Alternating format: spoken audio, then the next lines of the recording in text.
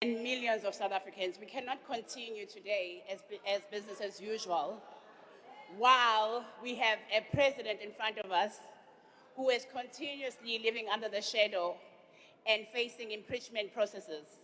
We cannot continue to legitimize his presidency. Honorable member, what's the point of order? Speaker, I have written a letter to you prior to... State the rules, state the rules. Now, honorable members, can you please not open your mics when you are not pointed? What is your point of order? Thank you, Speaker. The letter you have written to me, I've received it, and I don't think it's for the House. You can take Speaker, Speaker, can I speak? No retreat, no surrender. Order. It cannot be business as usual. There is a reason why I wrote that letter today, because there is an emergency that we need to discuss as this House. Honorable members, order. Can I address you? Can you please take your seat? Thank you. Honorable members, you have written a letter in respect of a matter that you would like the House to debate. As you know, that cannot happen today. Order, honorable members. Order, honorable members. I've not responded to the letter of the honorable member because I'm applying my mind on it. Today, we only have got questions to the president. Thank you.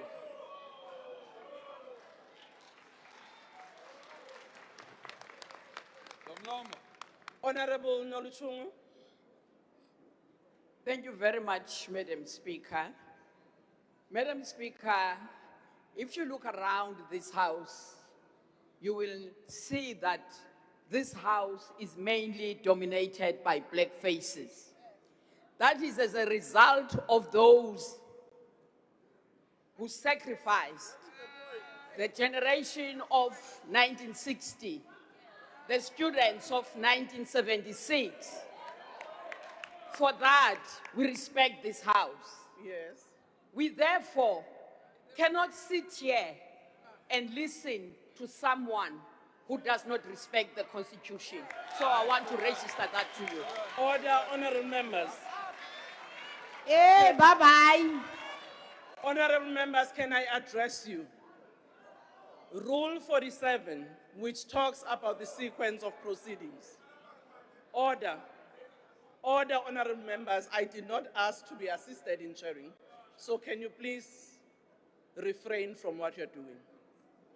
The notices and the orders of each day are discussed and agreed to in the rules, in the programming, and in the Chief Whip's Forum. The issue of a motion, which you have written to me about, as you know, has to be considered, and I will respond to you accordingly, but you cannot insist that as we sit here, we suspend the order and discuss a motion. Thank you very much. Honorable Zungula, yes, I've seen you. Speaker, this is the first time the House is meeting after the Constitutional Court ruling. The first thing you should do is to inform South Africans that the President is effectively charged. He is going to be subjected to an impeachment process. It cannot be that as the House is sitting, you do not take into confidence South Africans about this step that has never happened in our country, whereby a president is impeached. Siyakucela mama, asifuni ufane noma munqakula uye kwi-podcast Honorable after member, this organization Can you please take your seat? Honorable member, can I address you? Unless you have forgotten what the matters that was in the Constitutional Court was about.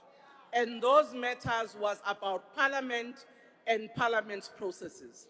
And I think people should not jump the gun in terms of those processes. You sit in the Chief Whip's Forum, you know exactly the step that the Speaker has taken in following the judgment and its implementation. And I think that matter doesn't arise now. Honorable Member. Chairperson. Thank you, Honorable Speaker. I rise on Rule 85 with respect to proper motives to the President and subsequently casting aspersion that the President doesn't respect the Constitution of the Order, Republic, honorable members. President, Order.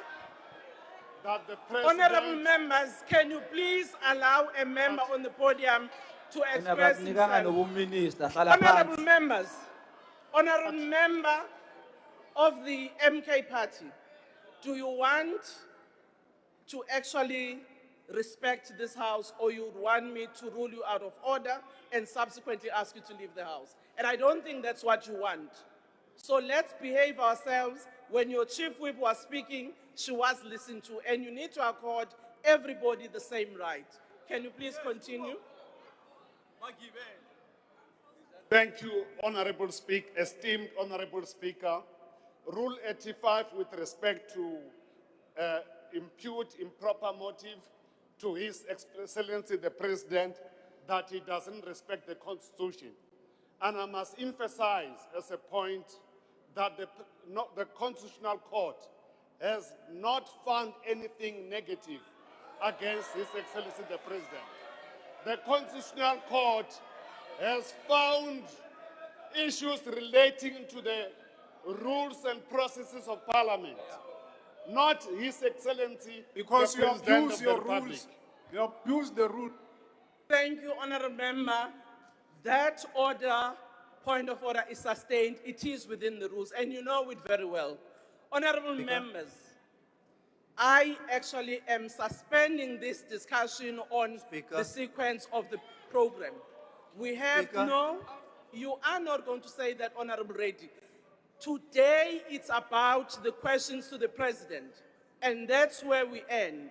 Speaker. Can I ask, respectively, all other members who have got you? I've noted you, Honorable Mellon, and I've noted Honorable Mantashe, and I'm ruling that now we move to the questions to the President, as it is in the order paper. Thank you very much.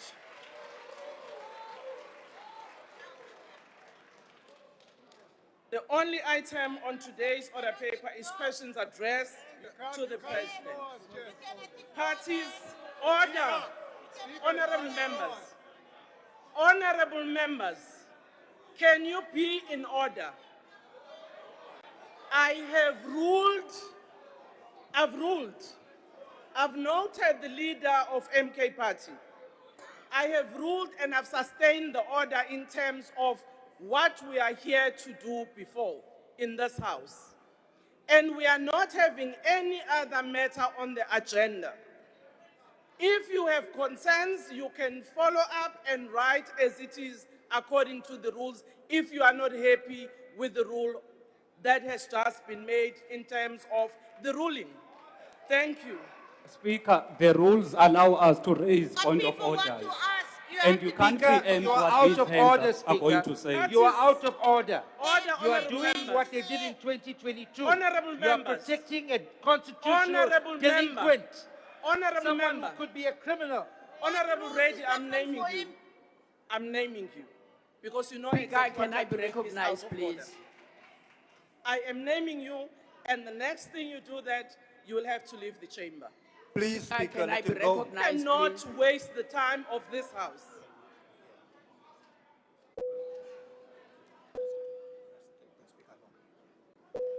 Honorable members, I have made a ruling. I have made a ruling. Honorable members, I, as the Speaker of this House, have the duty to ensure the smooth conduct. I've listened to your request and I've indicated that that does not arise. The motion that the member wants to bring will be brought here appropriately. She knows that. She wrote a letter this afternoon and she can't expect an answer and put that motion when it has not gone to the order. Honorable Reddy. Honorable Reddy, do you want to remain in the House? Better behave. Honorable members, can those of you with their hands up put them down?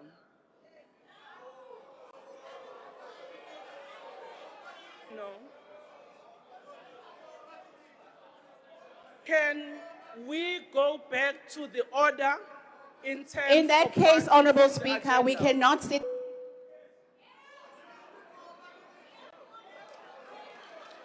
Thank you.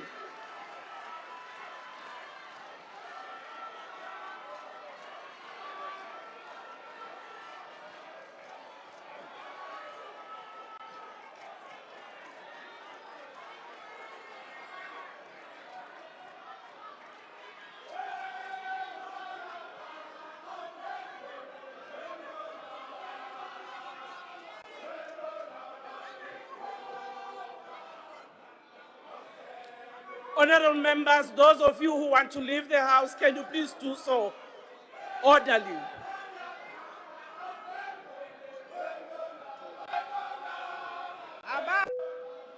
Honorable members of the MK, honorable members of the KMA, you are actually causing disorder. Can the sergeant at arms please assist the members to go out?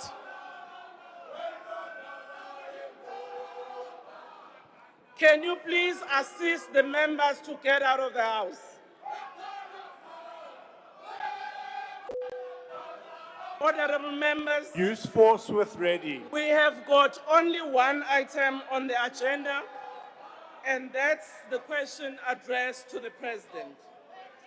Parties have given an indication on which questions their members wish to pose supplementary questions. Adequate notices was given to parties for this purpose. The members who will pose supplementary questions will be recognized by the presiding officer. In allocating opportunities for supplementary questions, the principle of fairness, among others, has been applied. When all the supplementary questions have been answered by the President, we will proceed to the next question on the order paper. First questions to the President has been asked by Honorable M. Tuli.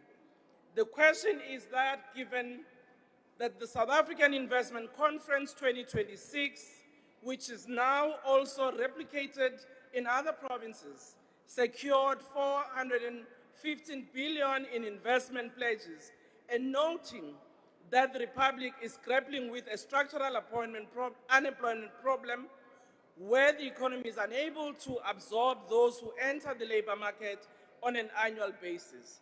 What is the envisaged growth in employment that is anticipated investment will bring within the medium to the long term?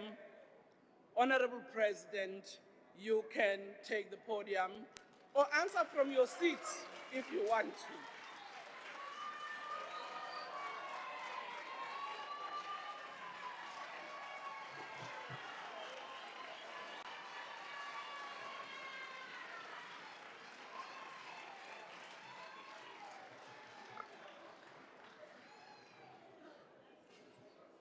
Thank you, Honorable Speaker.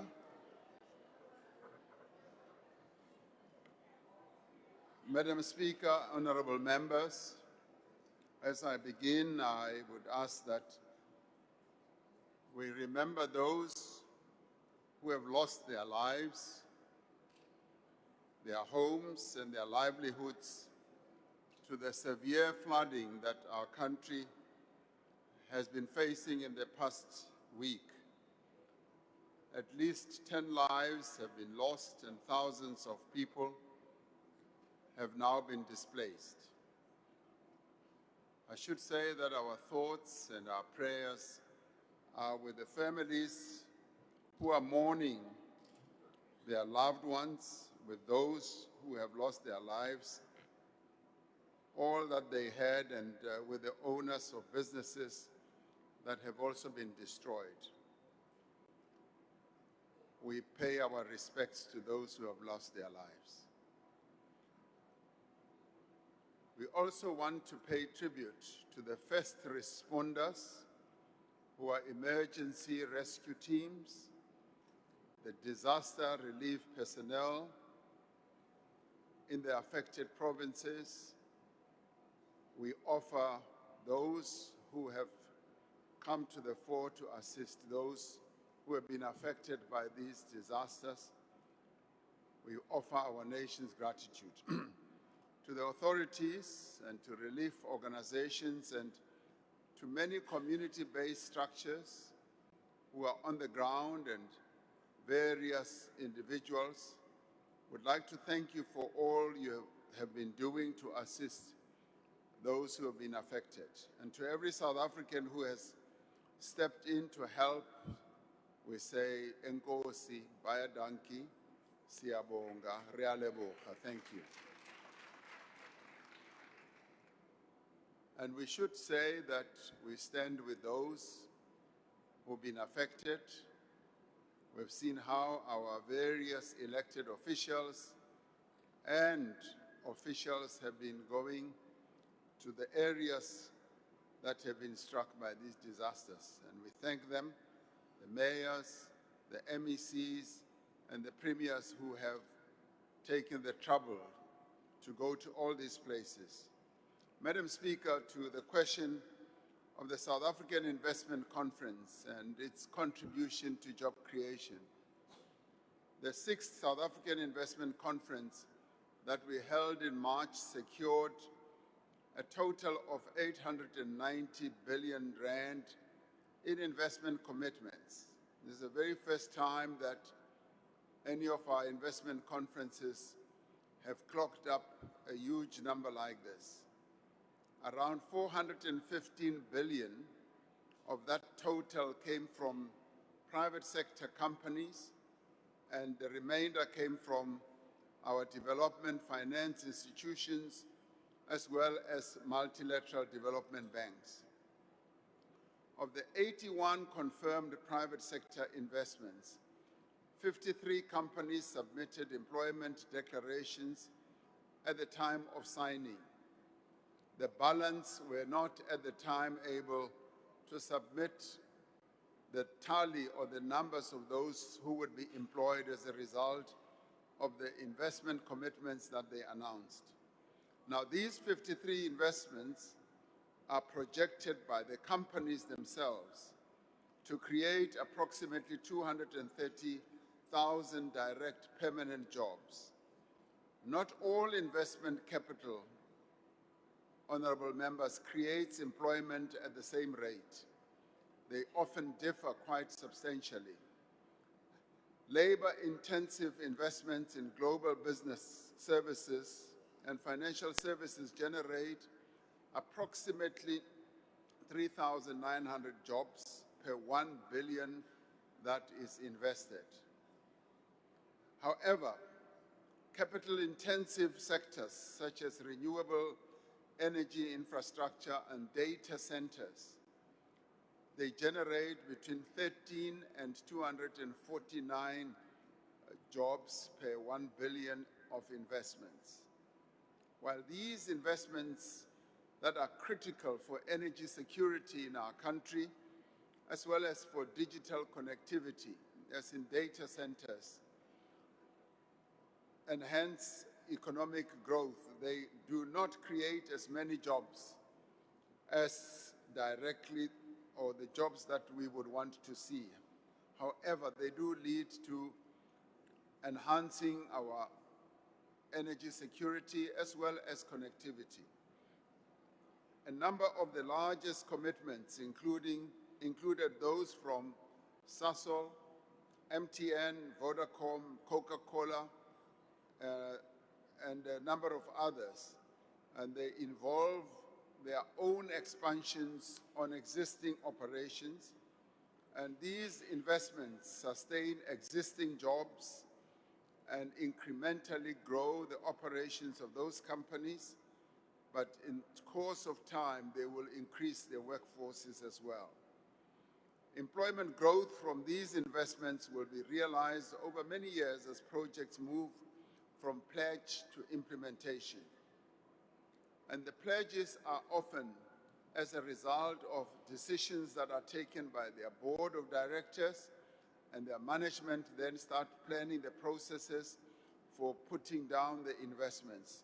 All 81 investments are being tracked quarterly by our offices, particularly through the Invest SA office, and investments facing implementation blockages are referred for active resolution with escalation to the various ministers concerned. Declared employment figures will be verified against actual hiring outcomes as investments mature, and an annual implementation report will be tabled accordingly. The structural unemployment is rooted in a number of reasons or factors. Mismatch of skill is one instrument to create jobs within a government-wide strategy. However, there are many other investments that happen outside of the confines of the conferences that we hold. This strategy that we have includes our massive infrastructure investment, the revitalized industrial policy, and the overhaul of our skills development system, which will help us to remove also the barriers to small business and also the completion of the reforms of our network industries. This year's conference has encouraged us to increase our ambition, to raise the target to 3 trillion rand in new investments over the 5-year period. Through the progress that we are making in our drive for inclusive growth, as well as job creation, Madam Speaker, I am confident that we will reach the target that we have set, and we will continue showing more and more economic growth in our economy. I thank you. Thank you, Honorable President. The first supplementary question will be from Honorable Ntuli. Thank you very much. Good afternoon, Madam Speaker. Good afternoon to the President and all honorable members. Thank you very much, Mr. President, for that comprehensive answer, which is quite helpful. Now, Mr. President, where I would like you to further clarify on this matter is that as the first conference that was in 2018, the investment pledges were within the range of about 290 billion.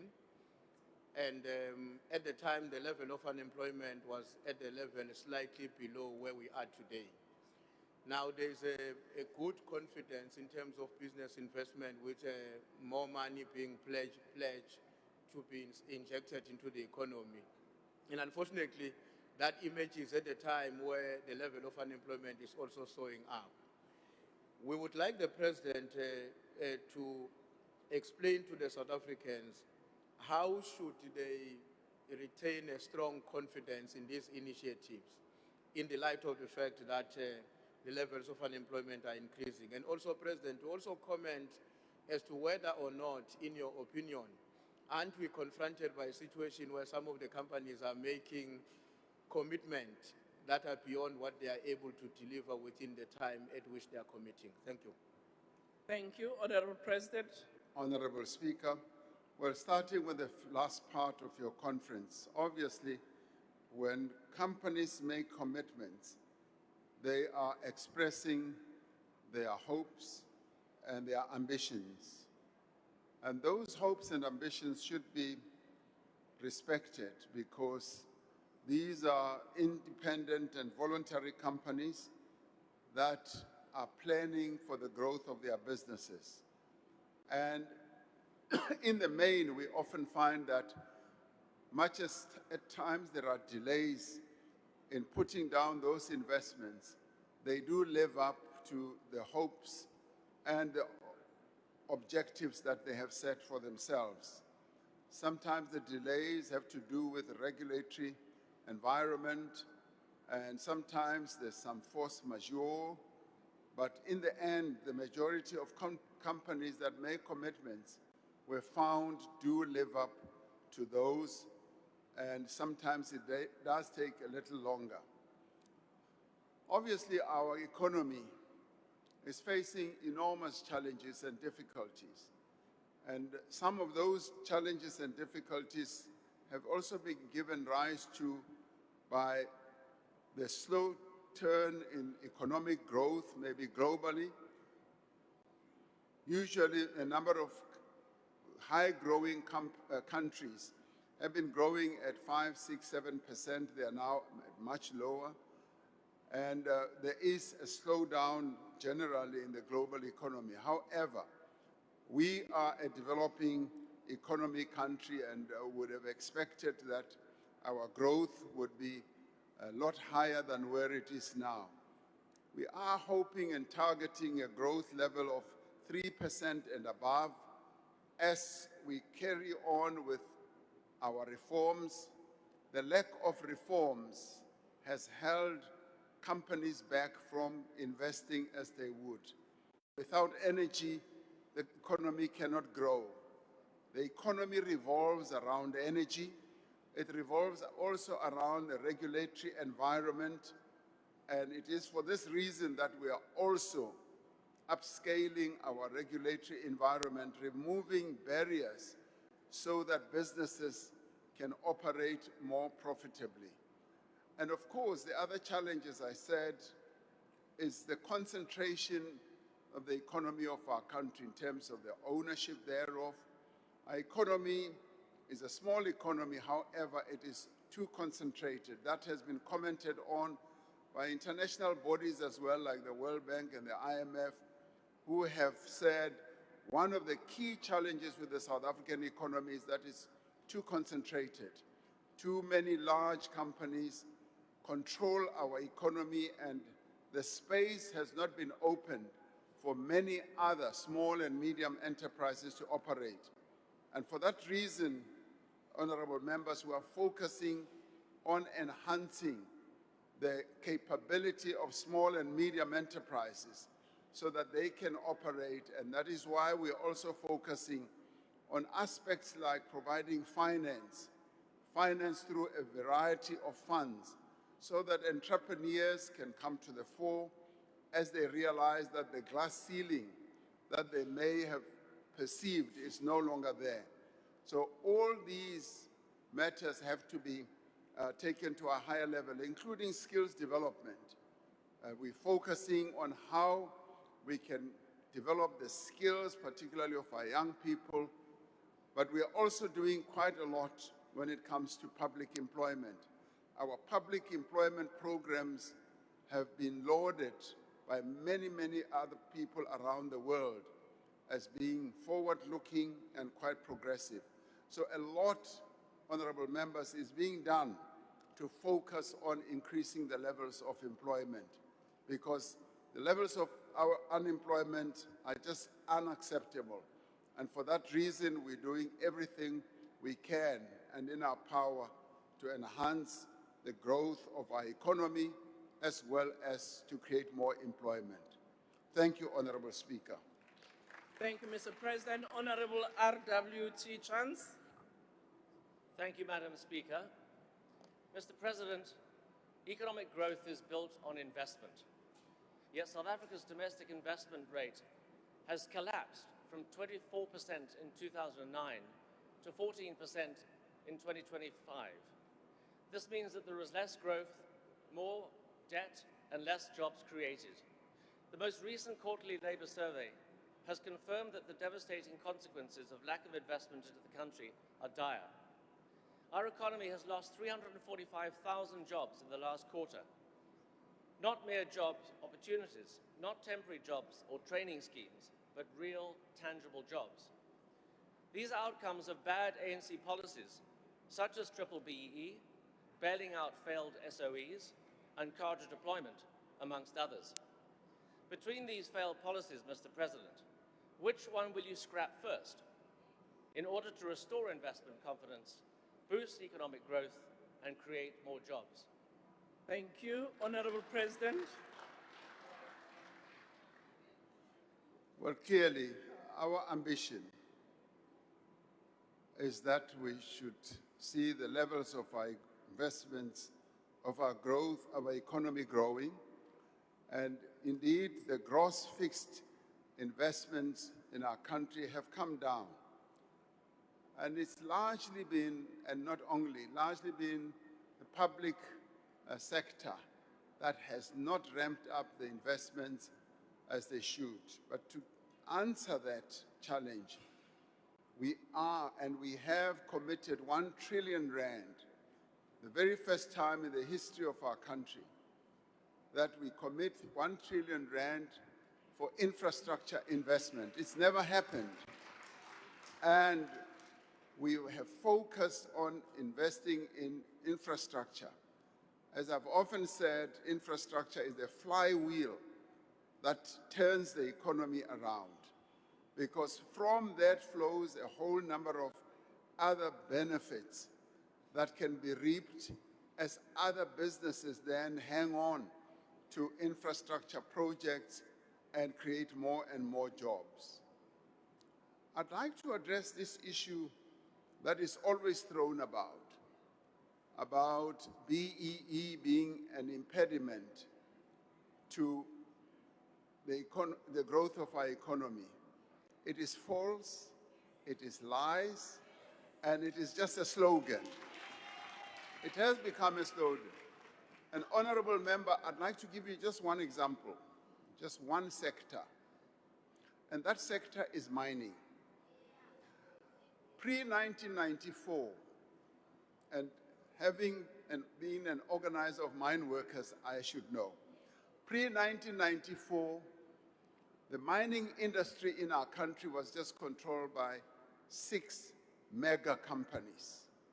They held all the mineral rights in South Africa, and they were tending to hold them in perpetuity.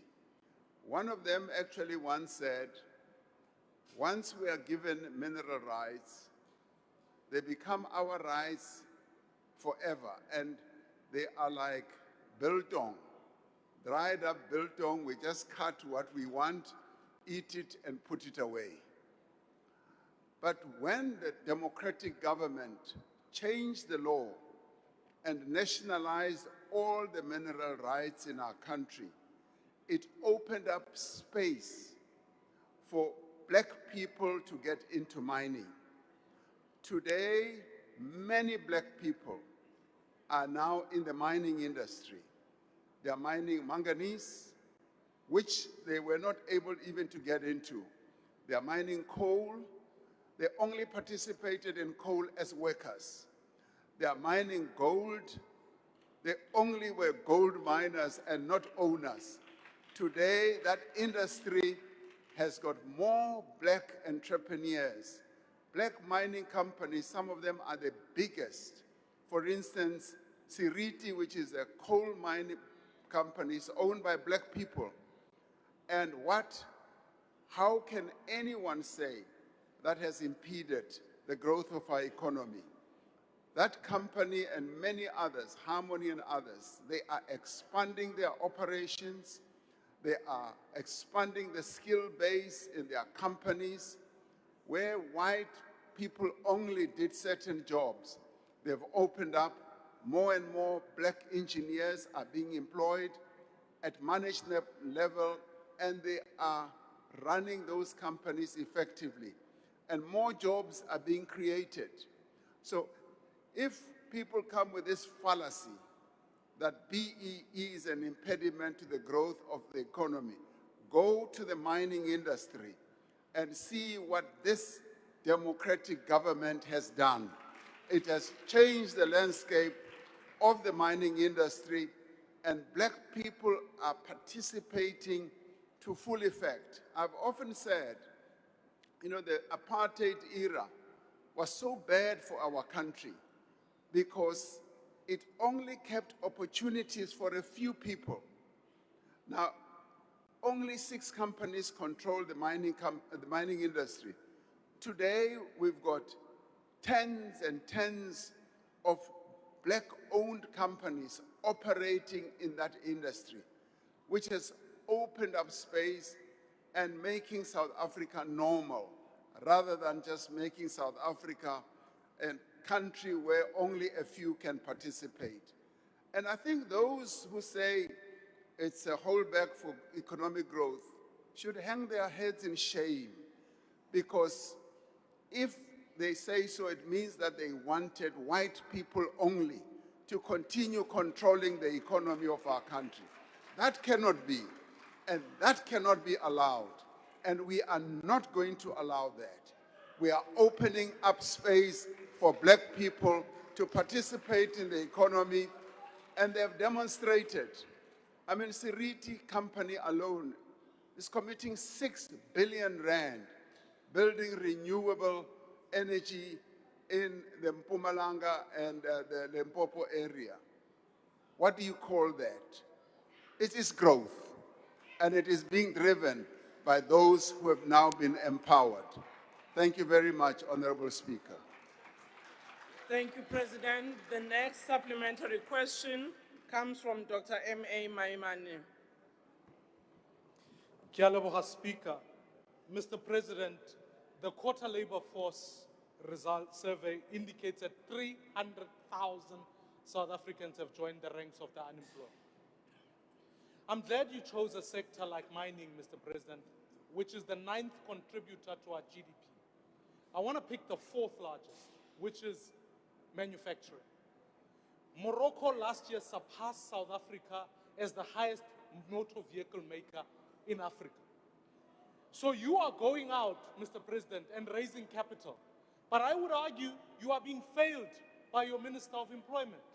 Because in truth, if we lose VW in Kabeja, it is going to Morocco, which means we'll lose the whole town and we'll lose jobs.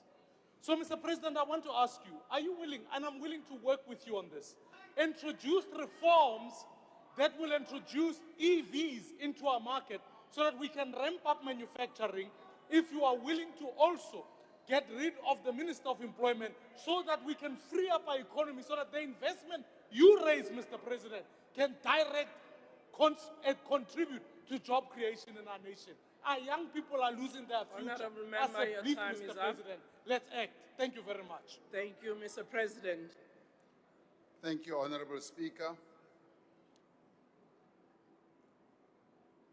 The low levels of employment in our country are a challenge to all of us, to government, to communities, to companies as well as, I would say, to the leadership of this country.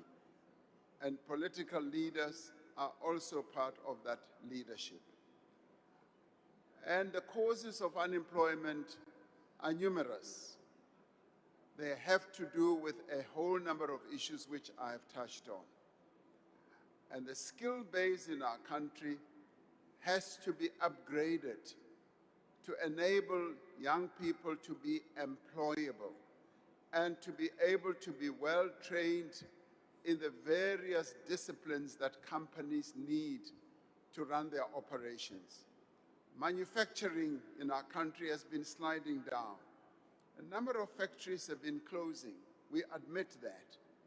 And the industrial policy process that we are involved in, which will soon be released by the Minister of Trade, Industry and Competition, is aimed at ensuring that we generate more growth in our economic activity, particularly in manufacturing. Agriculture is also showing growth. Mining, as we now open up for exploration, more and more exploration, and as we now have a new system of issuing licenses, which will enable those who want to mine to have easier access and quicker access to mine the ore reserves. And as we get rid of the regulatory processes through either the licensing or the permitting system, we will be able to open the arteries of our economy so that those who want to do business can find greater opportunity to continue doing business. We are focused on that. Minister of Employment and Labor is focused also on her job. And through the various labor activation processes that the department is involved in, that's precisely what we're doing. And we're also focusing on the spreading of labor inspectors so that we can inspect workplaces and ensure that they operate in a way that will protect workers' rights, that will in fact advance workers' rights. All these initiatives are underway, and I have found no letdown in any of the ministers who are working on economic matters. In fact, I have found that they're doing quite a lot of work, and the task they've been given is to focus on employment. That's what they've been given.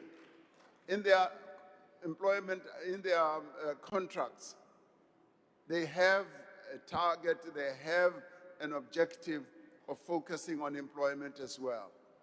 The management of our economy through the policies that have been put out by the Ministry of Finance, DTIC, and what we are doing in various areas is to enhance economic growth and to ensure that we have more and more employment. And sometimes companies go through difficulties and retrench workers. We work very hard to protect employment. For instance, we were facing a real challenge recently of smelters that were about to close. And we had to step in to support those industries that are in trouble so as to save jobs and secure the jobs of people who are working in those foundries. So a lot is being done of a defensive nature as well as of a proactive nature in ensuring that we secure jobs and we create more jobs. Thank you, Honorable Speaker. Thank you, Speaker, sorry, I did ask the President What's the about point of order? EVs. That is my point of order. The President did not respond to my question about electric vehicles. Order, That was honorable the member. question. Yes, I understand, and I was going to say maybe when President responds to the question by Mr. Ntuli, he can then respond to that part of your question, if you would allow. Honorable Ntuli. Oh, thank you very much, Madam Speaker, and thanks, President, for your response on the questions about the investment. Now, Mr. President, given the fact that both our local and international investors are pumping money into the economy, it is inevitable that the government is going to have to work out a strategy to align the skills development in the country, especially in the manufacturing sector, in the ITC and the renewable space, in order to ensure that at the time when these investments are maturing, we're not running into a different problem of the lack of the skills development within those sectors. So I would like to get the President to comment on what work is being done to ensure that we raise the skills level in the sectors that investment are going to be impacting on. Thank you. Thank you, Honorable Mr. President. Honorable Speaker, without being trying to be difficult, because of this room, I did not hear fully what Honorable Maimani's question on EV was. We've got the noise outside and I didn't hear him very clearly. If he could repeat his question on EVs. Thank you, Mr. President. I'll ask Honorable Maimane to repeat that section of his question. Of course, Ke a leboga mo President. I was saying Morocco has surpassed us in this regard. Rwanda is doing the same. Is the South African government willing to introduce reforms to introduce electric vehicles, because we can't keep making petrol motors in an economy that is moving towards electric? That's what I'm wanting to talk about. Thank you. Honorable President. Thank you. Let me start off with Honorable Ntuli's question. Yes, the development and enhancement of the skills of all workers, including just young people, is something that is prominent in our minds, and that is why I have been talking about ensuring that we have a dual system, a system where young people are able to be brought into the world of work, are trained on the job, but are also trained academically in various institutions. Countries that have done so, like Germany and like Switzerland that I visited last year, have demonstrated that when you have a dual system, you are able to increase levels of employment. As young people come into the world of work, they are assured of getting employment.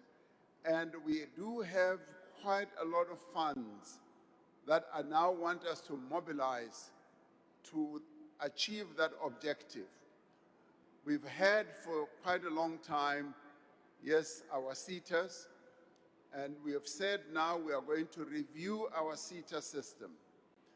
Our current SETA system does not fully ensure that a dual system actually is put in place. Now, with a review of our SETA system, we should be able to have a dual system right from the beginning of the training of young people. Academically, they should be paired with actual live jobs, so that when they finish their academic training, they are then able to know that they are going to get a job. We practice this with the YES program, which I've reported about. The YES program, which started years ago, was precisely that type of initiative between government and the private sector, which brings in young people into the world of work, skills them and prepares them for employment. Admittedly, not all of them finally get jobs, but a majority of them do get jobs, and they leave that program knowing that they are either employed by those companies or they will get jobs elsewhere. Now, that is what South Africa should now move towards. And that is why, Madam Speaker, I'd like to see more and more for our private sector companies participating in a very positive and revolutionary way to skill our country. One of the key problems with our economy is that the skill base we have is not well meshed with the needs that industry or the economy needs. So we've got to make sure that we merge the two, and in that way we will be able to create more and more jobs. When it comes to Honorable Maimani's question, yes, EVs are the future. Many companies around the world are now switching over to electric vehicles. They have their own challenges. We are finalizing the full program on EVs, and the Department of Trade, Industry and Competition is finalizing all that, and we should be able to issue that out so that the car manufacturers can come to the fore. Many car manufacturers, and I've been to some of them in China, for instance, want to speed up their own production processes of electric vehicles. And a number of them have even said they will lay out the charging system throughout the country so that South Africa should, in many ways, or in some ways, migrate to EV. Admittedly, not every car will be EV driven, but a number of cars will be. So we are a most developed industrial base on the continent. And for us, it's an easy process.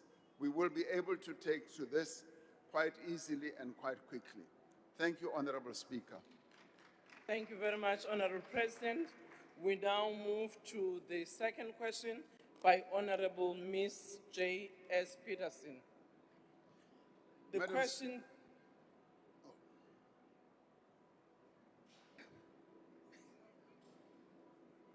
question to the President is whether the government intends to use the South African National Defence Force and/or the public service to expand skills development and job placements as a response to youth unemployment. If not, what is the position in this regard? If so, how will the government ensure that such a program is voluntary, constitutional, and sustainably funded? Honorable President. Honorable Speaker, honorable members, there are various skills development programs and job opportunity programs within the public service, which include learnerships, internships, apprenticeships, graduate recruitment schemes, and workplace based learning opportunities. These are programs that are undertaken by various government departments with the support of the Department of Public Service and Administration. The public service provides a valuable platform for skills development and youth employment placement as well. Consideration is being given, for instance, to strengthening workplace exposure opportunities by assigning youth participants to senior managerial positions to be adopted also by those who are currently in more executive positions. The Department of Public Service and Administration has begun exploratory initiatives to provide permanently employed young people and interns within the departments with work exposure opportunities aligned to the African Peer Review Mechanism. The National School of Government, in collaboration with other departments, is currently conducting training programs for unemployed young people participating in special projects and developmental initiatives. In line with the Reconstruction and Development Act of 1996, which advocates for the establishment of a national youth service, and in response to the persistently high levels of youth unemployment, as the President and Commander-in-Chief, we should consider a step change to increasing numbers of unemployed young people. The Department of Defense is involved in leading the war on unemployment in a number of ways, but it does so in partnership with other government departments and also the private sector, so as to ensure that the whole of society becomes involved as well in skills training. The SANDF supports the National Rural Youth Service Corps, which we call NARISEC, which aims to reduce unemployment among young people in rural communities through skills development, leadership training, and community service. The SANDF has also established the South African National Service Institute, which focuses on young people not in employment, education, or training. Now, the Institute is mandated to implement a comprehensive youth development program in partnership with stakeholders from the private and public sectors. The program seeks to recruit unemployed young people and equip them with a combination of classroom-based training as well as practical work experience. In the course of 2025, 584 matriculants who were trained in a character-building program have come out of that program much more empowered than before. Of these, 200 currently are artisans or are on artisan programs, which is sponsored by one of our seaters. Remaining students will be commencing with health promotion officers training in 3 months. Now, this training is distinct from the conventional military training that is offered by the SANDF to recruits that are entering the Defense Force on a full-time basis. So in the end, our Defense Force is not a Defense Force that's only geared up for war and defending the people of South Africa. It's a Defense Force that gets involved in a whole variety of programs, and many of which are aimed at training young people to acquire real skills, some in the engineering field, and a number of them leave those programs, NARISEC particularly, to either go and start their own businesses or to get employment. Thank you, Honorable Speaker. Thank you, Honorable President. Honorable J.S. Peterson. Thank you so much, Madam Speaker, Honorable President. How many young people does the government estimate who could be accommodated annually through any proposed South African National Defence Force skills development initiative, and what projected budget allocations and funding sources have been identified over the medium term? Thank you. I think the president didn't hear you very well. If you can please respond again. Honorable the President, how many young people does the government estimate who could be accommodated annually through any proposed South African National Defence Force skills development initiatives, and what projected budget allocations and funding sources have been identified over the medium term? Thank you. Mr. President. Yes, I think I heard some aspects of that question.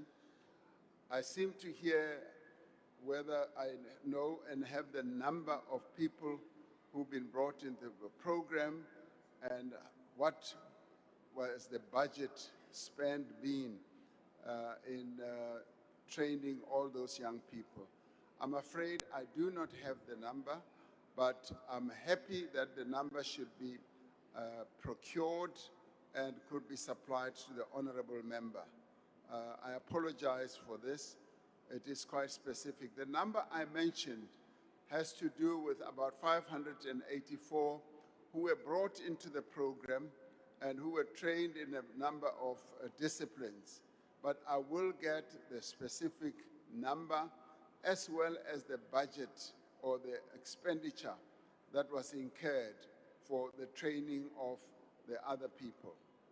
Thank you. Thank you, Mr. President. Honorable B.M. Maneli. Thank you, Honorable Speaker. Honorable President, in light of the initiatives launched by the Department of Public Service and Administration to provide work exposure opportunities and developmental programs such as learnerships and internships, could the President provide specific details on how these programs are being scaled across different departments and what measurable outcomes have been achieved so far in reducing youth unemployment?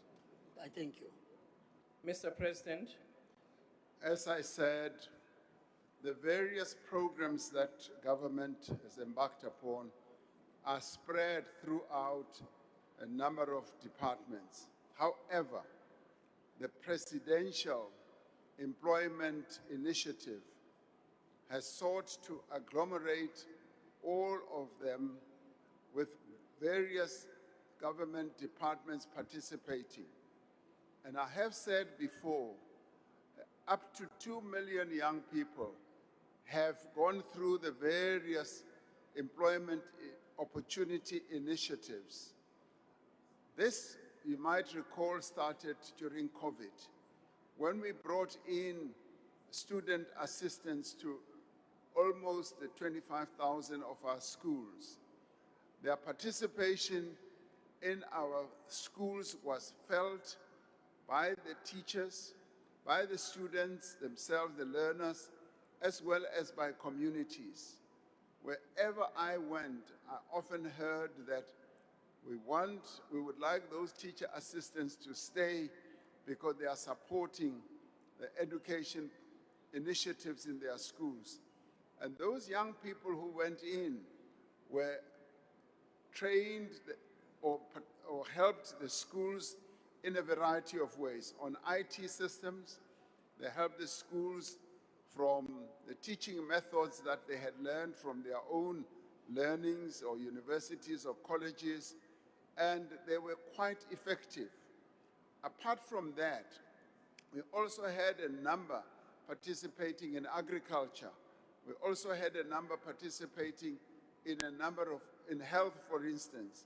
So the programs are spread throughout the various departments, and we have found them to be quite effective.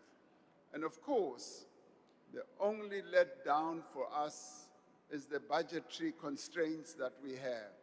We wanted the finance or treasury to give more money to this program, but there wasn't just enough money. So it's been scaled back quite a bit, disappointingly. But we are hoping that more money, as the fiscus gets more revenue, we will be able to upscale that. These programs, all of them together, have proven to be quite beneficial to young people, and some of them have actually been bursaries. Various government departments have given bursaries to young people, either to learn here in our country or even offshore. Combined with what we are doing through NSFAS, we have found that these programs are actually empowering to young people. So a combination of all these programs have standing young people in good stead. And you may also know that we set up a platform where young people flight their own CVs and make themselves available to employers. It's a platform that now has up to 5 million young people, and a number of them are able to source employment or training through that platform. So much is being done to bring down the levels of unemployment, particularly amongst young people in our country. Thank you, Honorable Speaker. Thank you, Mr. President. Ms. E.R.J. Spies. Thank you, Honourable Speaker. Mr. President, South Africa does not suffer from a shortage of training initiatives.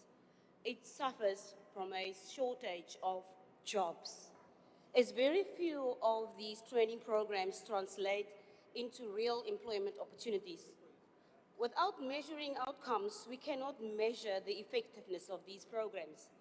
Can the President therefore indicate what percentage of participants in existing government-funded skills programs have ultimately been absorbed into real jobs? And if the President cannot, why would he be willing to take even more money from the taxpayer to fund yet another costly training scheme without the guarantee of real jobs to tackle our staggering youth unemployment rate? Honorable Mr. President. Well, the question that you are raising, Honorable Member, is precisely what is the main focus of the various programs that we have embarked upon. And speaking much more directly, that is why we are seeking to get, for instance, the contribution that is made by employers to be properly utilized for the dual training that we are talking about. Because the money that finally gets into the skills fund should be properly utilized in the way that I have been articulating. It is through this type of initiative or program that we will be able to increase the level of employment of our young people. Yes, you are right. It's often not so much skills, but jobs. But there is an intersection between skills and jobs. People need to get jobs to enhance their own skills, but they also need skills to be able to get into job opportunities. So we do need to focus on both as we create more and more opportunities for young people to learn, and also for young people to be able to get jobs. So we see the dual system as being the best that we can embark upon. More successful and more industrialized countries that are well steeped in engineering processes and creating quality products have embarked on this, and they've been doing it for years to good effect, and their levels of unemployment are rather low. So we've got, in a way, to burn the candle on both sides to make sure that we address the two problems more or less at the same time. Thank you, Honorable Speaker. Thank you, Honorable President. Honorable Nkwangwa. President, in order for the defense force to be able to do what the question is suggesting, the first thing that needs to be done is to address the funding constraints that are faced by the Department of Defense. I want to ask a question that, given that Cabinet approved recently SANDF's long-term force evolution strategy, Journey to Greatness, aimed at modernizing, rebuilding, and reforming the defense force. This strategy follows decades of defunding and underfunding of the defense, which affected its state of readiness. To what extent will the Journey to Greatness strategy secure increased funding for defense, and where will the additional resources come from to address the SANDF's funding challenges? Thank you. Honorable President. Thank you, Honorable Speaker. We all know how departments such as the Defense Force and the police and a number of others, including now the Border Management Authority, have been starved of the necessary financial resources that they need to operate at a much better level than they do. And the Defense Force's journey to greatness has to be supported by adequate funding. And this is what we are committed to doing. Over years, the funding to the Defense Force has been coming down, and unacceptably down, because over the years, the needs that we have in our country have been quite enormous, where we are now spending 61% of our budget on social welfare. And in getting to that point, the Defense Force has been starved of the resources that it needs. And we are now turning that around. In the end, it is the people of South Africa who, through the revenue that is raised from them, will need to fund the Defense Force, will need to fund through their taxes the Defense Force. It is the national security of our country that needs to be secured. So, moving to that point of greatness once again is going to require full commitment on government side to deploy more financial resources for the Defense Force. What I can say is that the commitment is firm from myself as the Commander-in-Chief of our Defense Force, of our armed forces. The commitment is firm from Cabinet, and we are going to make sure that the Defense Force is no longer starved of the resources that it needs.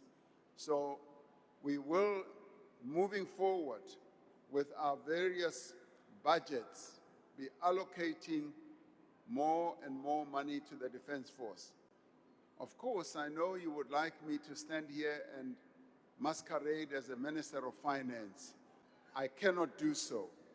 That will be done in the budgets that are forthcoming from the Treasury Department. So I can say, watch this space. We are going to be allocating more money to the Defense Force. Thank you, Honorable President. Honorable J.S. Peterson. Thank you so much, Madam Speaker. Honorable President, is there any intention to prioritize specific provinces or categories of unemployed youth in the implementation of any such programs? If so, what criteria will be used to ensure fairness, transparency, and equitable access, especially in underserved communities? Thank you. Can I ask you to come on the front row mic? I'm sorry. I don't think President was able to pick up your last follow-up. I think it's even more to speak into the mic like I am doing. Even when seated, it should do. Madam Speaker. Speaker. You Honorable can go ahead. President. Yes, Honorable Chief Whip of PA. Thank you, Honorable Speaker. Sorry to do this. My apologies. I have, while I'm sitting here, sent a message to Honorable Peterson to say she must use a campaign voice because I know her outside of this house. Honorable Thank you. Member, Chief Whip, don't take it from Honorable Peterson. She will do exactly what she needs to do. Thank you, Madam Speaker. I think the President should have just said he can't see me. Honorable President, is there any intention to prioritize specific provinces or categories of unemployed youth in the implementation of any such programs? If so, what will be the criteria to ensure fairness, transparency, and equitable access, especially in underserved communities? Thank you. Thank you, Honorable President.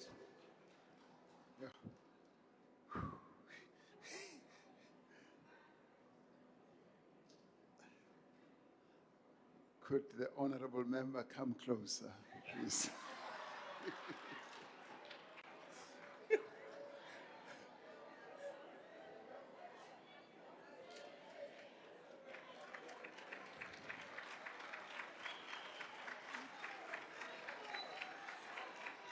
Order, honorable members.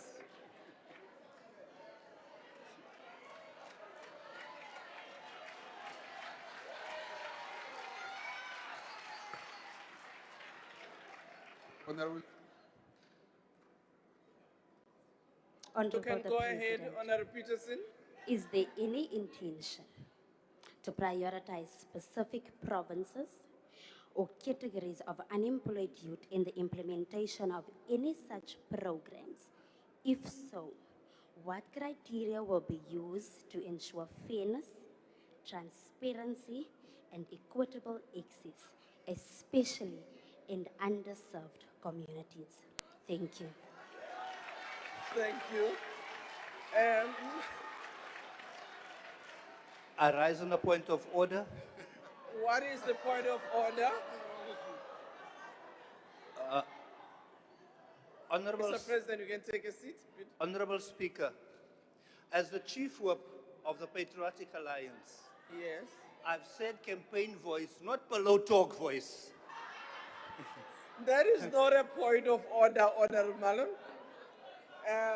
What I will do to make sure that President is able to hear members, will give him the earphone. And I'm sorry, we are not going to have other candidates to come to the podium to ask their questions. Honorable President. I think the Honorable Chief Whip of the Patriotic Alliance has imaginations of grandeur. I could never have a pillow talk in public. That is not parliamentary also. Thank you.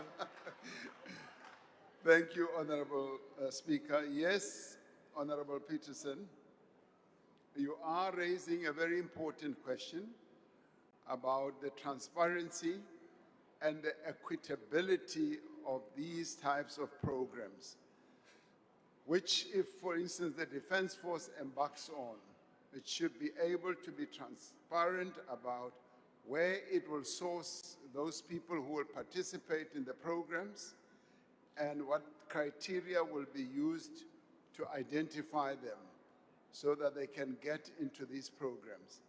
Your suggestion is well said, and it is actually something that we ought to be doing so that we move away from the notion of just focusing on certain either provinces or certain communities, leaving out underserved communities.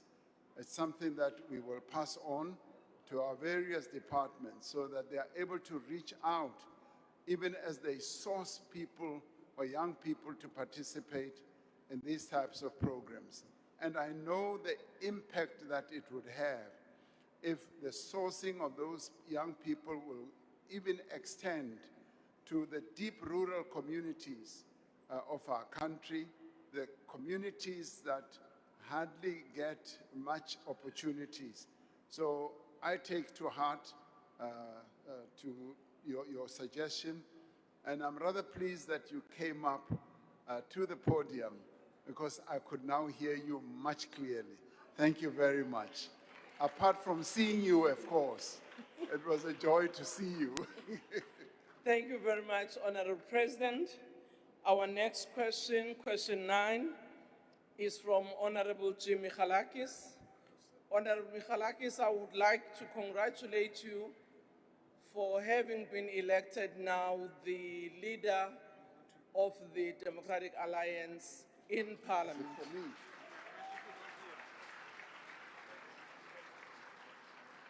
But I know that you are still doubling up. I haven't been told who's the new chief whip. So you are a chief whip in transition to being, that step of moving. So the question, Mr. President, is whether he has found that the rollout of Operation Prosper has succeeded in meeting its objective thus far. If not, what is the position in this regard? If so, what are the relevant details? Mr. President. Thank you, Honorable Speaker. Since the inception or commencement of Operation Prosper, which is the joint deployment of the South African Police Service and the South African National Defence Force, it has yielded significant progress in stabilizing priority hotspots and also disrupting acts of crime across the Western Cape, the Eastern Cape, Northwest, Gauteng, and the Free State. Given the recent commencement of the deployments in certain priority action areas, it is a bit too early to draw definitive conclusions regarding the impact and also giving the actual numbers. However, indications suggest that a reduction in selected crime categories within the operational areas has actually taken place. More than 1,000 arrests have been affected, and most notably, 550 were in the Western Cape and 238 in the Eastern Cape. There has been a strong focus on dismantling drug networks and illegal mining syndicates as well, alongside arrests that are linked to serious violent crimes.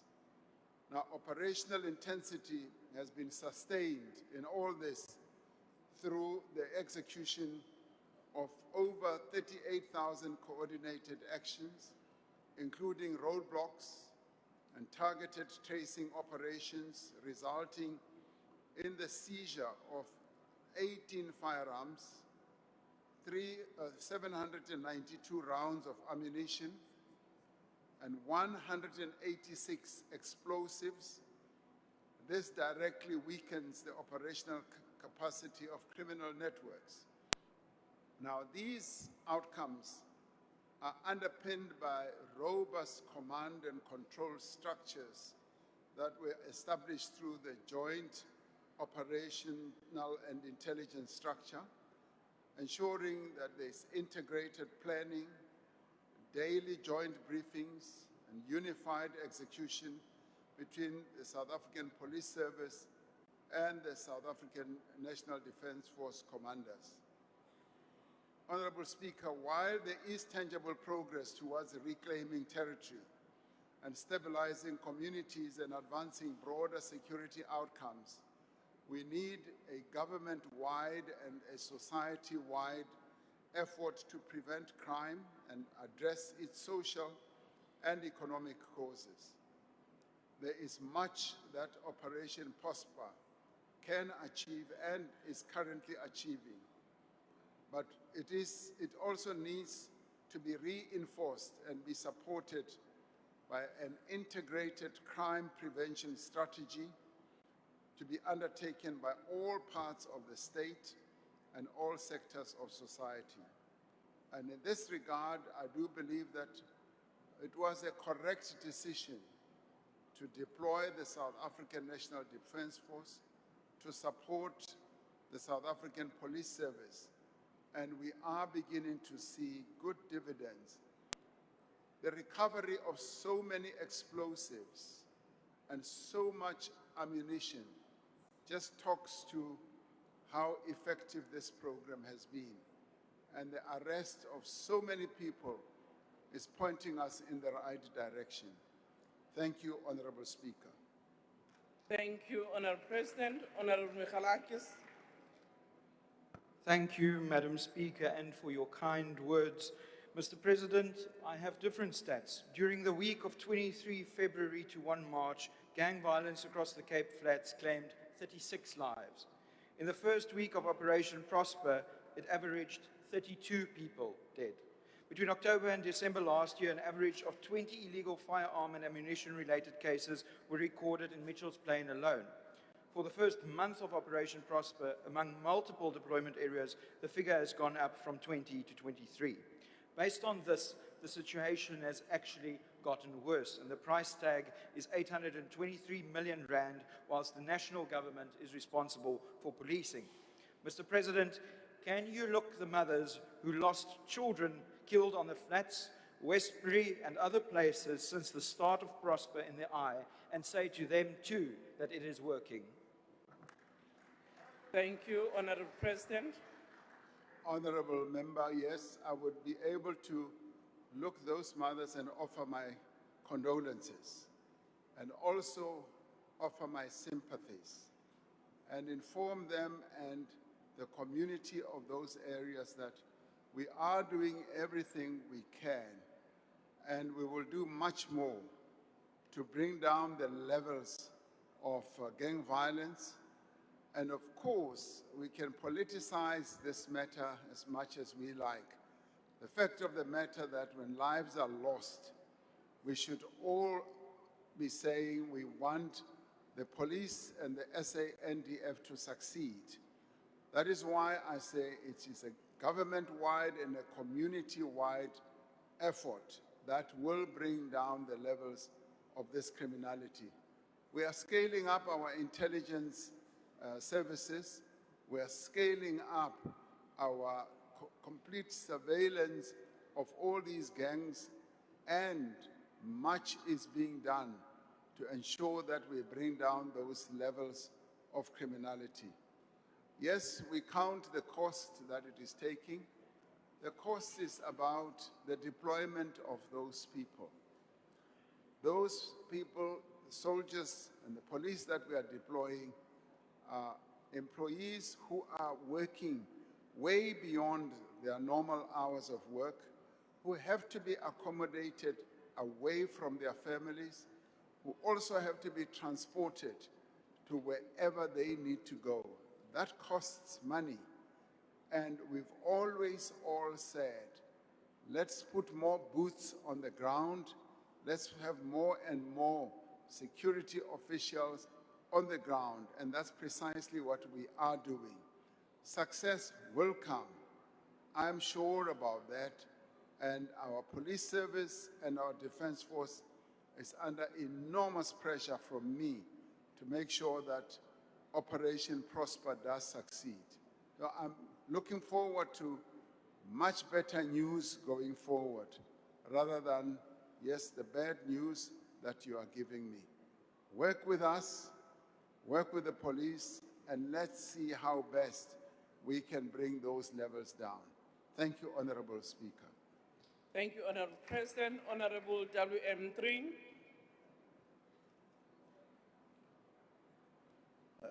Thank you, Honorable Speaker.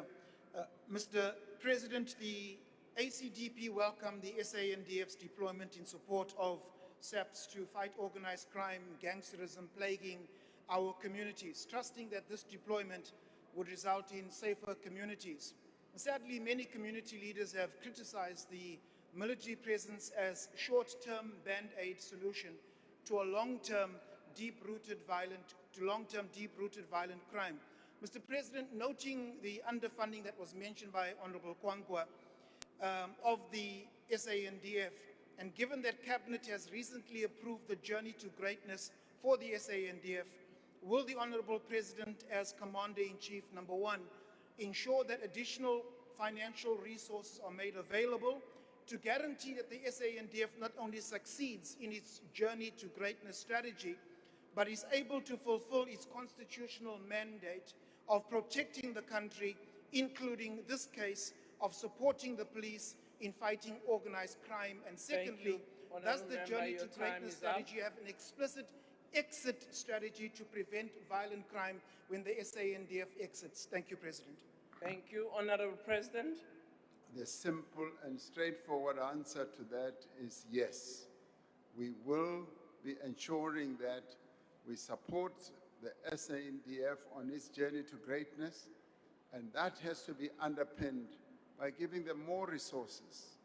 And we continue to support the South African Police Service to strengthen them, to enhance their capability, so that when the time approved by Parliament for them to be deployed in that area, when it comes to an end or when it's scaled down, they are able, as the South African Police Service, to work with the communities much more effectively, with our community policing forums, with everyone in the community, to ensure that we are able to rid of organized crime and crime activities or gang activities in those areas.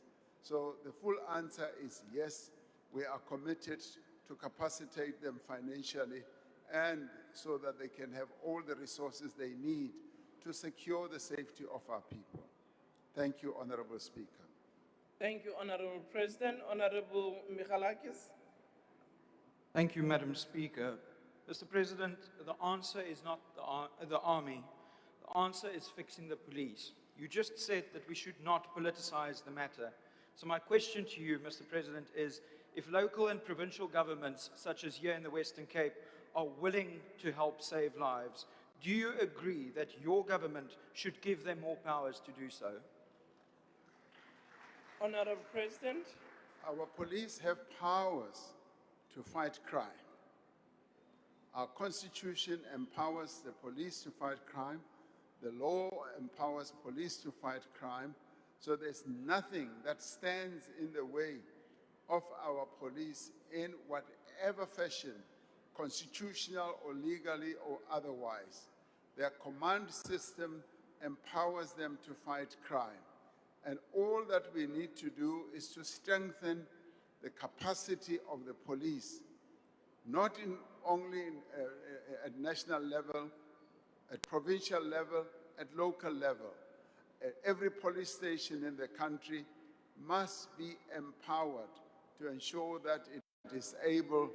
Question is, in view of the serious allegations made against a certain person in his cabinet name and details furnished, which raise urgent questions about accountability, what are the reasons that he has not acted decisively, suspending and or removing the person from cabinet, whether he commits to act decisively in this regard? If not, why not? If so, what are the relevant details? Honourable President. Honourable Speaker, on the basis of various reports in the media, as well as representations in Parliament, I requested the then Minister of Social Development to furnish me with a report on all these matters. I had a discussion with the Minister and gave her an opportunity to set out her case. Now, having considered all these submissions by the Minister and mindful of the conduct expected of members of the Executive, I have decided to remove the Minister from the position of Minister of Social Development in terms of Section 91(2) of the Constitution. Now, an announcement to this effect was made by my office earlier today, and in her stead, I've appointed an acting minister.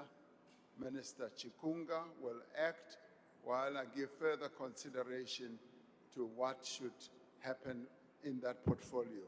Thank you, Honourable Speaker.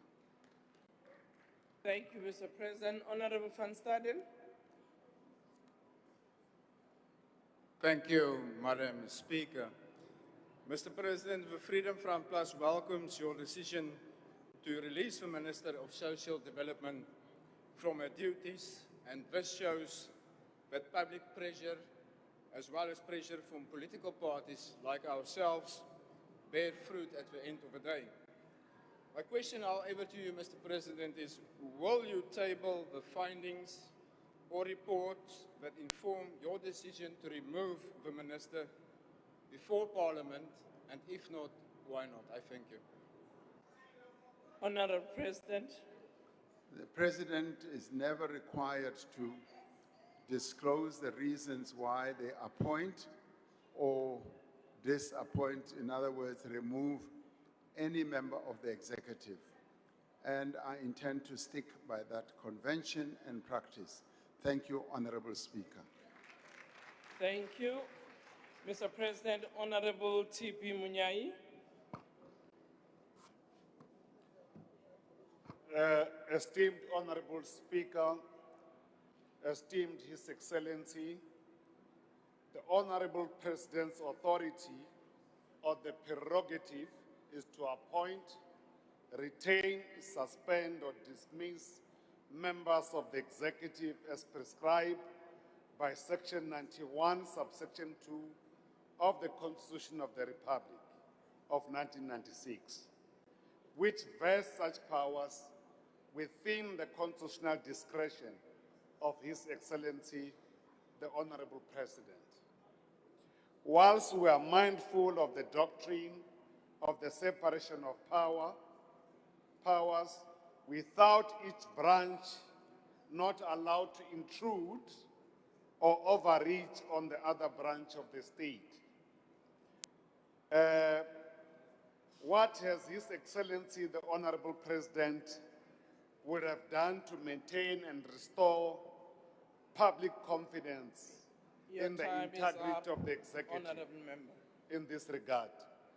Already, His Excellency, you already answered to this question. I thank you, Honorable Speaker. Honorable President. I believe the honorable member concedes that the question has been answered. Thank you, Honorable Speaker. Thank you, Mr. President. Honorable N.K. Sharif. Mr. President, we commend you taking action against the now former Minister Tolashe. Scandals like these compromise public trust in the executive, and South Africans are the ones who ultimately pay the price. By agreeing with the leader of the Democratic Alliance and firing CCC Tolashe, you have taken decisive action in cleaning up cabinet. But, Mr. President, we need to keep this momentum going. We cannot have ministers suspended indefinitely, drawing salaries from taxpayers' money while they sit at home and do nothing, undermining the integrity of national government. We trust that you will keep this momentum going and now turn your attention to firing Minister Mkunu. With Ms. Tolashe out of cabinet, Mr. President, will you finally act and amend the Executive Ethics Code to ban ministers from accepting luxury gifts, particularly from foreign governments? Thank you, Honorable Member. Just again to remind members, in the House we don't call each other by name. We preface by saying Honorable Member, so and so, or we say Miss or Mr. I'm happy you corrected yourself on the second sentence of that question, but it's just a reminder once again. Honorable President. Members of the executive are duty-bound to disclose and declare gifts that are given to them, to me, and upon receipt of that declaration, we're able to say, yes, you may accept, or nay, you may not accept. So in the end, all those gifts above a certain amount are declared.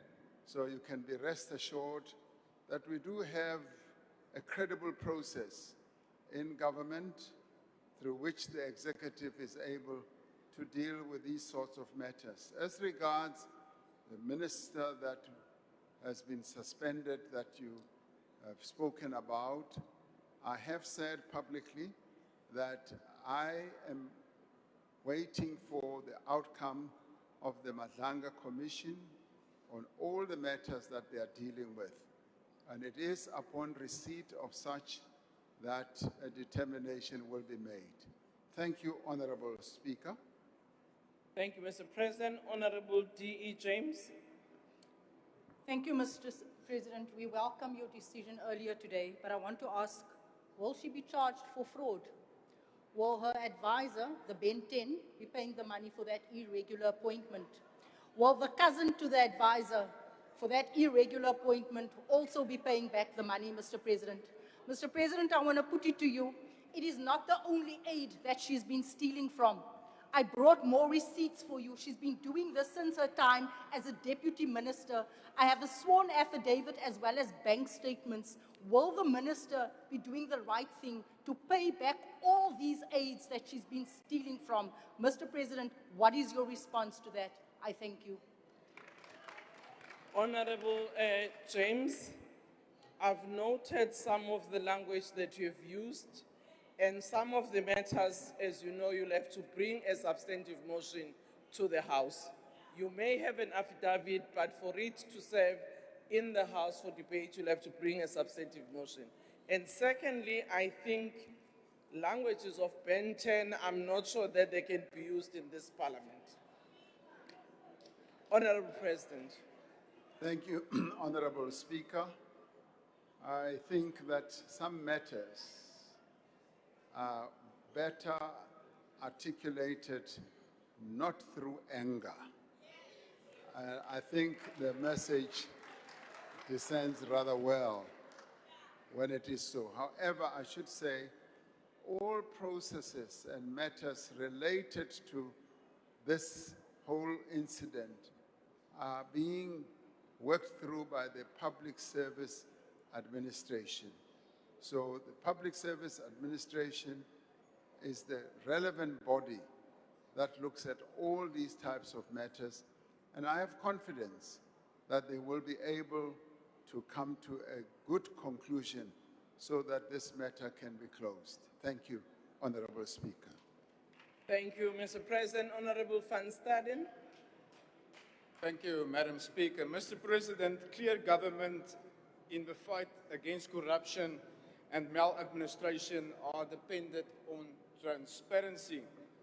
The people of South Africa have a right to know exactly what was going on in the Department of Social Development. Therefore, Mr. President, what criteria or thresholds does the President apply when determining whether to suspend or remove a cabinet member facing serious allegations? Thank you, Madam Speaker. Honorable President. Well, ordinarily, the Code of Ethics does apply. And beyond that, in the end, it is a judgment call that is made by the President to appoint or not to appoint anyone to the executive. Thank you, Honorable Speaker. Thank you, Mr. President. We now move to question 11, which has been asked by Honorable Katie Gabo. The question is, given that the government has historically intervened to assist in debt relief efforts for its strategic sectors such as energy and municipalities, what is his position on introducing similar innovative measures to address student debt, which perpetuates poverty and inequality by preventing students from graduating and or obtaining their certificates to access employment and or further their studies? Honorable President. Honorable Speaker, government has previously intervened in a number of ways to assist with debt relief in higher education and training. Now, this includes in 2019 the provision of debt relief to historically held debt that was due to NSFAS for qualifying students to the amount of 967 million rand, almost R1 billion. Now, this was directed at debt that predated the new financial aid model that was introduced in 2018.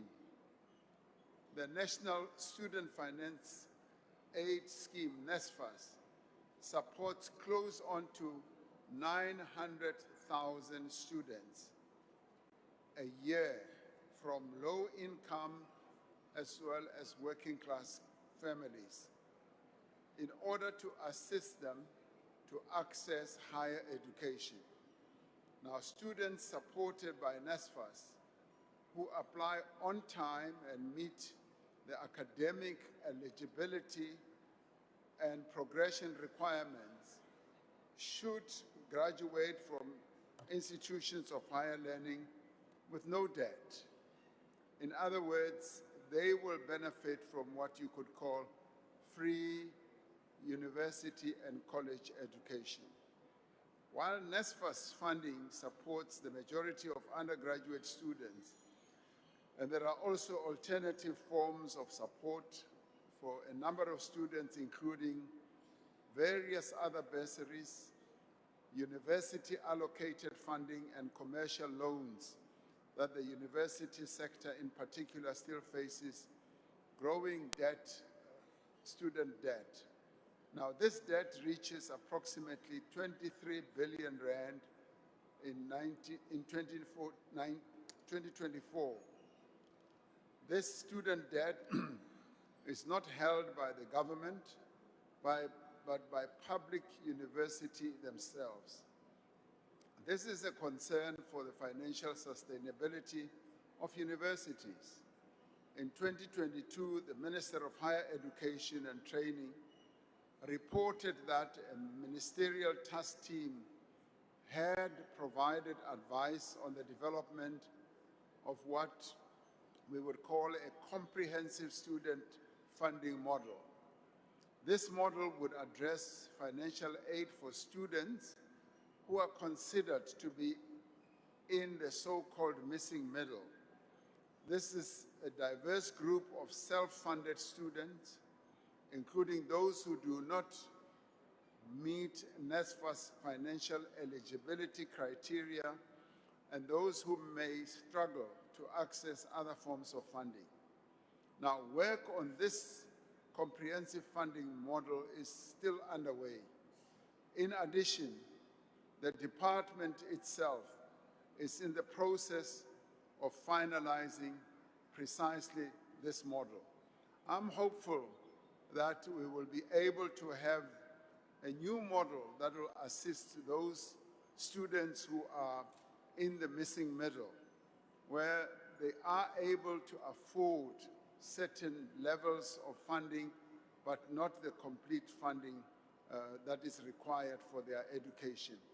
So we would like to see the student debt reduced quite substantially so that all our young people are able to access education on a fair basis. Thank you, Honorable Speaker. Thank you, Honorable President. Mr. K.D. Khabu.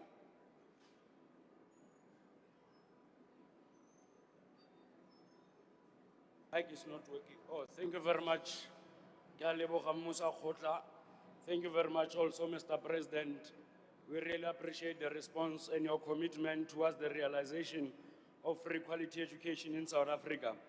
However, Mr. President, given the recent reports indicate a rise in youth unemployment and appreciating that student debt serves as a structural barrier that prevents graduates from entering the workforce, does the government regard this crisis as a matter requiring additional national intervention, similar to how the government has previously intervened to stabilize sectors considered strategically important to the economy? Thank you very much.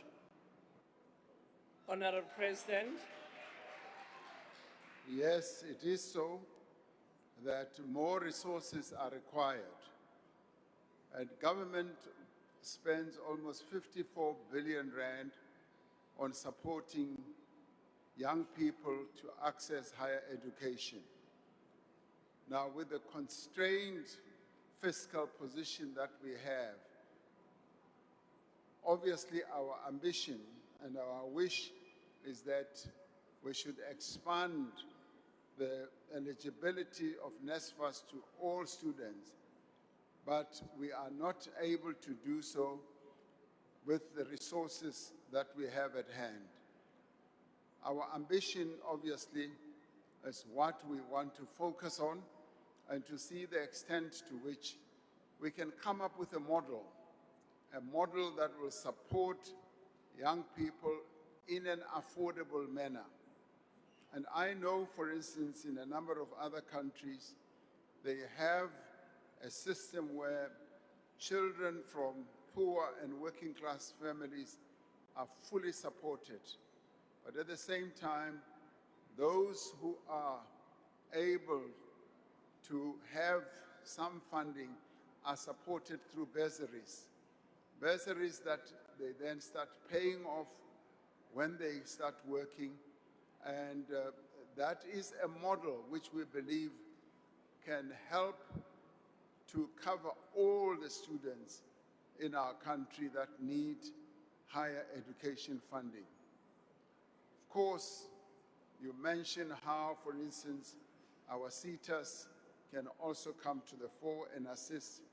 The SETAs are more geared for those who have already qualified, who are in the skills development process. But we are seeking to find ways through this model that is now in development. And I'll be following up with the minister that this model must now be speeded up so that it can be open for discussion and debate, and then we should proceed to implement it because it will, to a large extent, help to solve the problems that many of our young people are facing at the moment. Thank you, Honorable Speaker. Thank you, Mr. President. Honorable Hadebe. Thank you, Madam Speaker. Honorable President, South Africa currently lacks a uniform legal framework prohibiting the withholding of academic certificates as individual institutions operate under their own institutional rules and policies. Mr. President, does the government, in consultation with institutions of higher learning, have financially sustainable and cost-effective plans to practically address the interest that graduates continue to accrue on student debt? If not, why not? If so, what are the details? Thank you. Thank you, Mr. President. I did not hear that final part of the question, if you may. Honorable Hadebe, you can repeat it while seated down, it's fine. No one is going to have another opportunity to walk to the podium. No. Thank you, Madam Speaker. The question was if the government, in consultation with institutions of higher learning, have financially sustainable and cost-effective plans to practically address the interest that graduates continue to accrue on student debt, given the fact that South Africa currently lacks a uniform legal framework prohibiting the withholding of academic certificates. Thank you. Honorable President. No, I'm not aware of a plan that will address the issue of the increase of the interest or the accrual of the interest. However, the problem that you are citing is a matter of concern all round, and I do know for a fact that it is being discussed.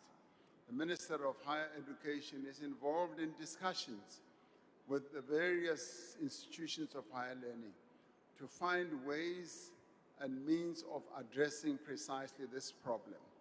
So solutions may well be on hand. And the other part, of course, is to see how best we can bring in financial institutions to assist in setting up this type of model that is now being developed. because quite often the issue of interest has to do with the cost of money. And yes, we agree that students need to be cushioned against that, but it is the money that is costing those institutions as they are deprived of the utilization of money if they've given bursaries. So it's a matter, there's a problem that has to be resolved and that is being resolved. We need, as a country, to come up with a scheme that young people will know that if they don't qualify for NSFAS, there is help elsewhere. And it's a model that will be affordable and a model that they themselves will feel free to participate in quite actively. Thank you, Honorable Speaker. Thank you very much, Honorable President. Honorable Zibi. Thank you, Madam Speaker. Mr. President, the new funding model you referred to earlier on in this question, do you know if it will apply retrospectively to students who are already stuck with this problem? Thank you. Thank you, Honorable President. I would hope and want it to apply retrospectively because students are heavily burdened with debt. And so therefore, if we build a model like this, it should be a model that will resolve the problems that have been inherited in the past as it looks to the future. So I would want it to apply retrospectively as well. So good idea, and thank you for that idea, which we will take forward. Thank you. Thank you, Mr. President. Honorable Khabo. No, thank you very much, President, and thanks for your response. And I appreciate the fact that you also acknowledge that the historical debts continues to rise. Now, on behalf of students who are academically excluded, Mr. President, I would like to get clarity from you on what would be different from the model that you will be introducing. We acknowledge the intervention of the previous model. It has managed to accommodate students who are located within the missing middle. But what will be different from the model that you will be introducing? Thank you very much, Mr. President. Honorable President. Well, I'm hoping that the model will be comprehensive. It will be a model that will apply more broadly and comprehensively, and will be a model, as I said, will be affordable, because when students start off their own lives, they shouldn't be burdened with too much debt, too much money to repay their education. We need to have a model that will make it easier for them to start off in their lives. But the model will be put out, and we will be obviously consulting with student organizations themselves. And in developing the model, I know that they have already been engaged in some ways, and the finalization of the model will be forthcoming soon. Thank you, Honorable Speaker. Thank you, Mr. President. We now move to question number 12, which is the last question for the day. It's by Honorable SNM Kwenazondi. The question is, noting that Section 8 and 9 of South Africa's Police Service Act prescribes a mandatory board of inquiry and due process prior to the suspension or removal of a national commissioner, and that Section 86 of the Public Finance Management Act criminalizes financial misconduct only upon proof of willful or grossly negligent conduct in a court of law. On what lawful and rational basis did he bypass the preemptory procedures of the SAPS Act in favor of a so-called contextual precautionary suspension, notwithstanding that the PFMA threshold for criminal liability has not yet been judicially established? And how does he justify appointing as acting National Commissioner Lieutenant General Puleng Tipane, the Divisional Commissioner responsible for Financial Management Services, who is implicated in that her department allowed the payment of 48 million in the same Medicare 24 tender processes that is under investigation, rather than an independent appointee without creating a reasonable apprehension of conflicted oversight and selectively accountability. Honorable President. Thank you, Honorable Speaker. The National Commissioner of the South African Police Service, General Fani Masemula, consented to being suspended. As a result, there was no need to engage the process in Section 8 and 9 of the SAPS Act, which processes are aimed at obtaining a basis for a suspension that is contested. I considered the placement of General Masemula on precautionary suspension necessary to ensure the stability and effective functioning of the South African Police Service while the criminal process unfolds. It is important that the legal processes be allowed to unfold without any hindrance. I appointed Lieutenant General Puleng Dimpani as the Acting National Commissioner because of her record and standing in the police service. She has had a long service record in the police service. There is, to my knowledge, no evidence that implicates Lieutenant General Dimpani in relation to the Medicare 24 tender and contact.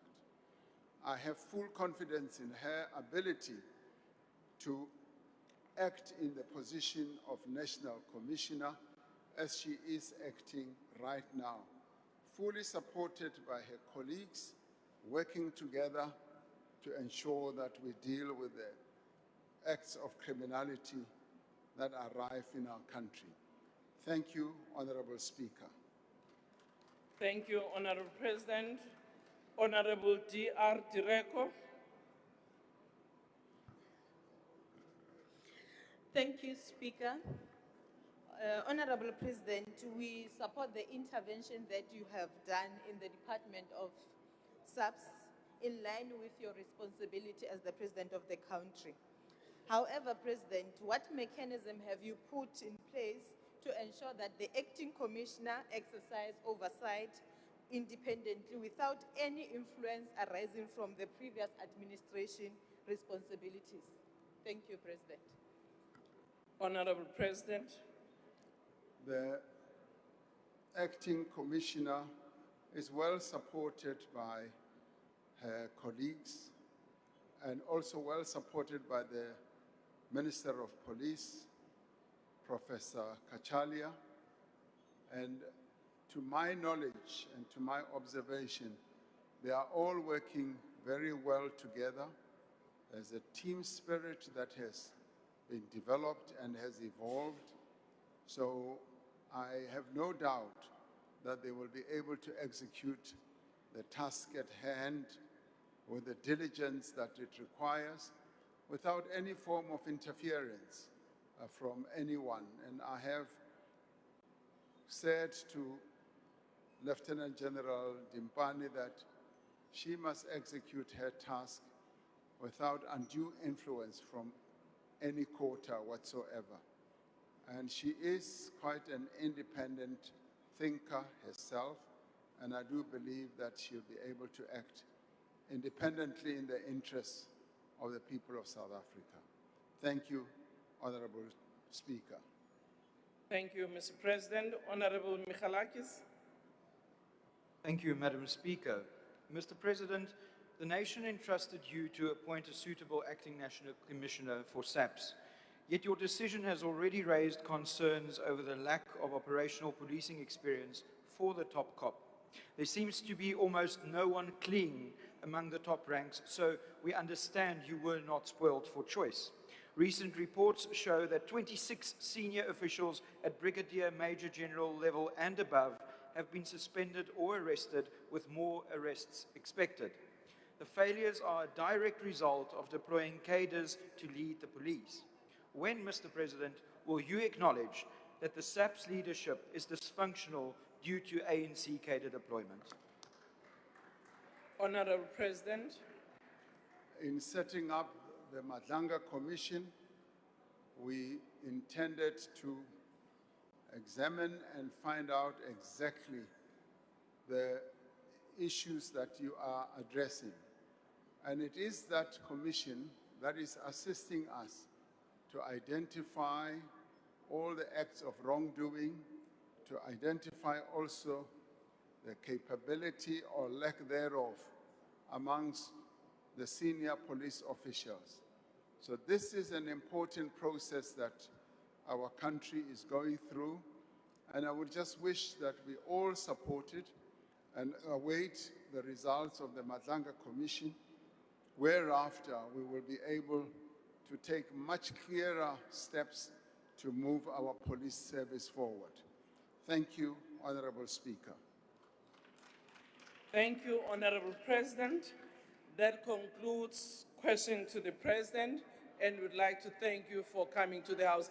And can all of you take your seats and not leave the House? I'm only allowing the President to take his seat. Thank you very much.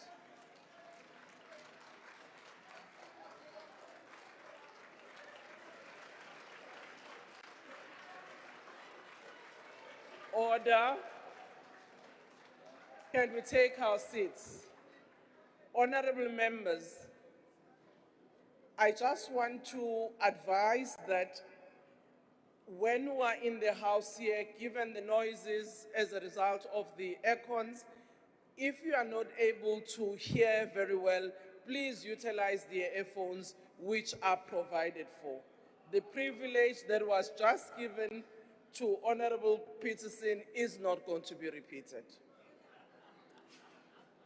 I request members to stand and await the Speaker and the Mays to leave the chamber.